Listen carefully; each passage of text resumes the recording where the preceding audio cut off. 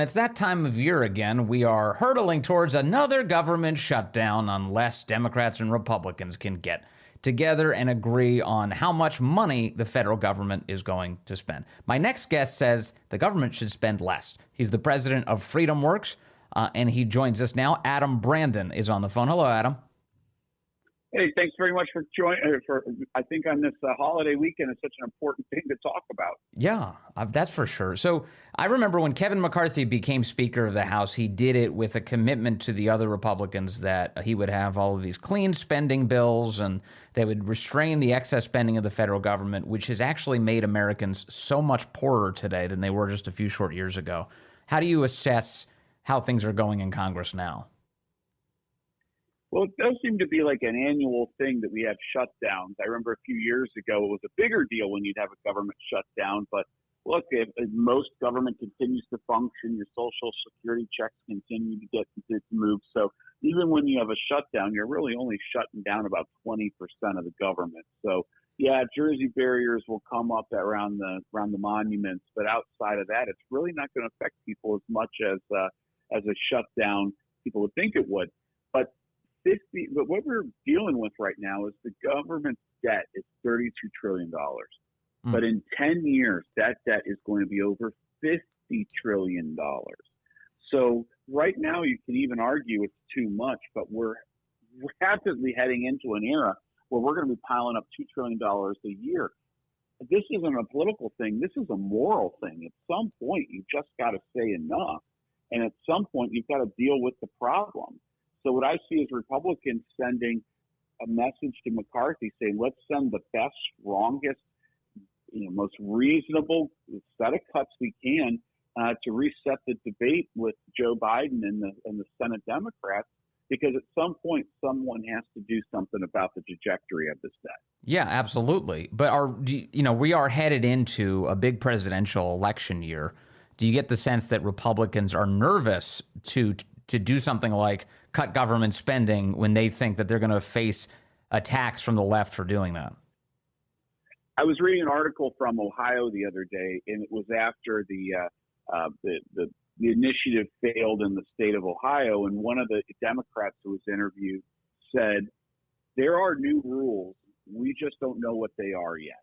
And I think that spending is one of those rules. Everyone always assumes, okay, spending, there's no constituent in America that wants to see spending cut. Right. Well, look, Americans aren't stupid. I think they know this $50 trillion that's coming is going to be, it's not going to be just the rich who pay that debt. It's going to be all of us. And you're going to pay for it both in taxes, but you're also going to pay for it in crushed dreams and missed opportunity. We already see what happens when interest rates go up, how it throttles the opportunity to potentially start a new business, get a new house, even for younger people to move out of their parents' basement. For sure. It just becomes more difficult. Now multiply that many, many times if we are living in a $50 trillion world when interest rates would be catastrophically high. Well, so one of I the think things the rules are different. Yeah, the for rules are sure. different. I think you can. And one of the things that I think has changed, Adam, is because of the explosion in inflation over these last few years. I think Americans see a direct causal link between all the money that the Federal Reserve printed, all of the money that the federal government spent, and how much poorer we all are as a result. A lot more money in the economy, but that dollar is not going as far, and people are in real terms poorer than they were before Biden took office. If you go back to 2019, if you go back to right before COVID and we had that nice boom in the economy, it was a private sector boom. After the tax cuts came in, you had a lot of people making investments. A lot of people had job opportunities and growth opportunities. Since COVID, you've had public sector investment. And the problem with public sector is it doesn't have the same disciplines, the same market in private sector investment. Right. And that's one of the reasons you get inflation is money flows quickly in certain places. And when the money is coming from the private sector, you don't have that problem. The market will discipline where the money goes. Yeah, just a lot of sugar highs, nothing sustainable in the long term. And in fact, people are hurting as a result of it. Okay, so the spending bill debate is continuing, as I mentioned. One of the things that I would like to see these Republicans do is to punish the elements of the federal government that are abusing their power by defunding them. If you're looking for places to defund, I would start with areas of the United States Department of Justice, areas of the intel community. I mean, there is a big platter from which to choose, a big menu of items from which to choose that you could begin defunding now, and that's the power these Republicans have. That is the power, and I think one of the most important strategic things to remember is that there used to be this adage when a shutdown would happen. Well, it doesn't. At least the bureaucrat or the government stops spending money anymore. Well, what's changed in recent times is when Congress fails to do its job, the bureaucrats run amok. And so what we've seen is that the Washington doesn't really care if you shut down because they're all on autopilot doing their thing anyway. Right. And so Congress if you go back to the Constitution, they are chartered to do oversight of these bureaucracies. Not the president isn't chartered to oversee these bureaucracies, he just executes. But it comes to Congress, who controls the purse strings, to decide who and what we're spending money on in the United States. I have seen some conversation in the political media that Kevin McCarthy, the House Speaker, he keeps bringing up the issue of launching an impeachment inquiry into Biden, and that could happen apparently this month.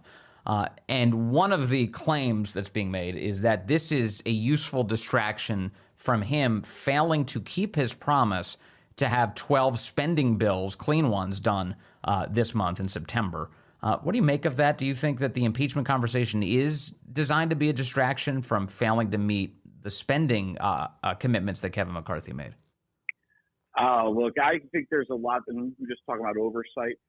There's some really weird things coming out about Hunter Biden, and For sure. I just kind of scratch my head about all of that. So I do think there is a right place to have some oversight and some conversations there. But I tend to agree with that sentiment, actually, that Biden impeachment to me is not a main focus, getting these bills done and getting these cuts. That's what I think Americans are going to see that as very serious policy.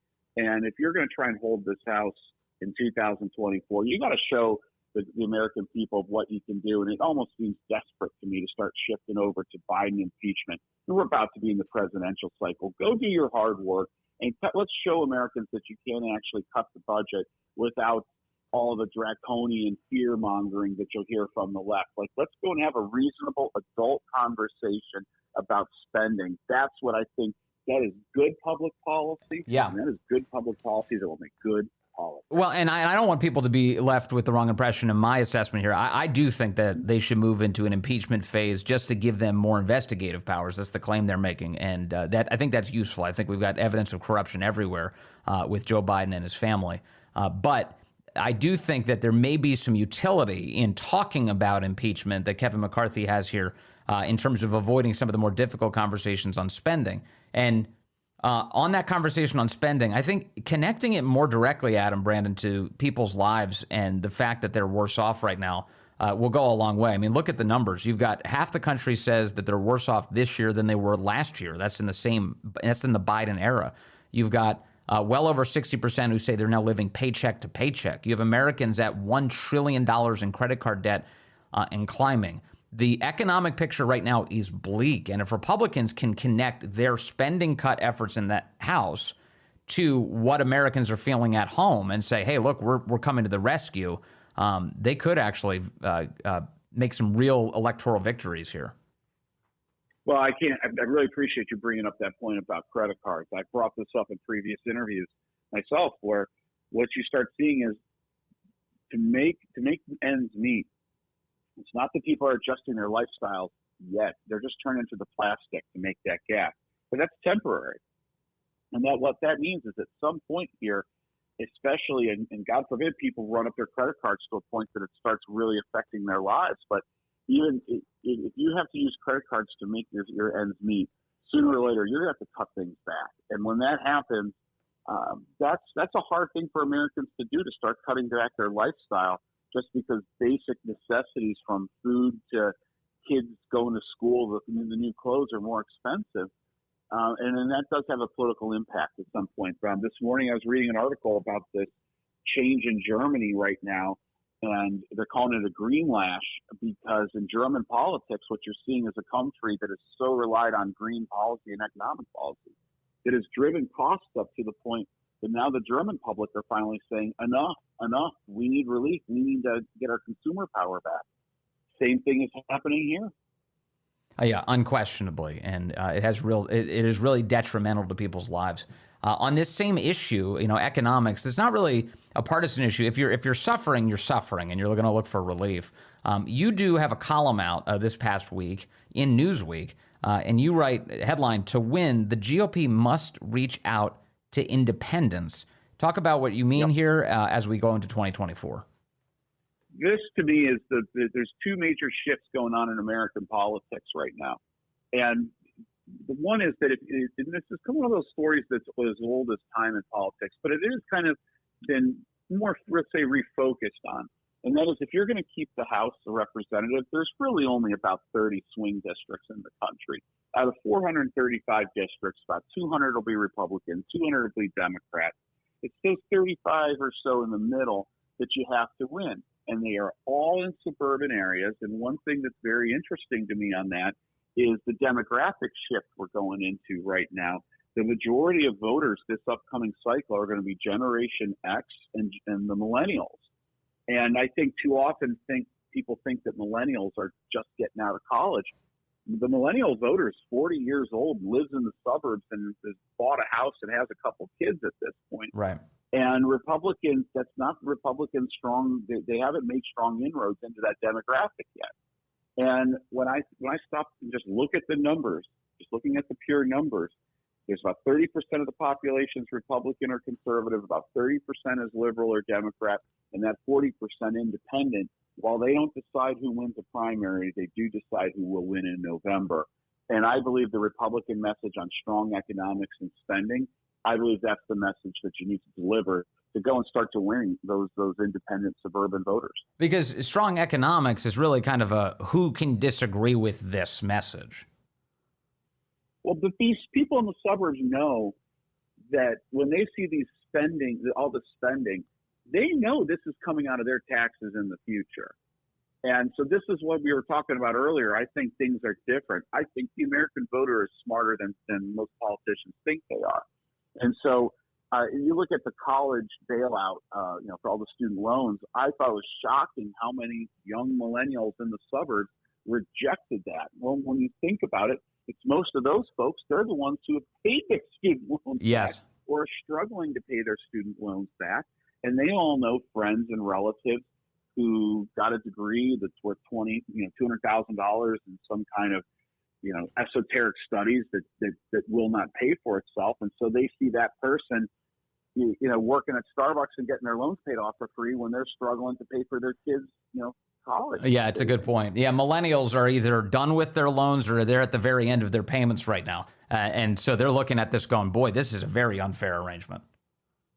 Because they're paying for it no matter what. And I think that's kind of if Republicans could be the adults in the room on spending and the economy, it will do well in these few swing districts that determine who controls Congress.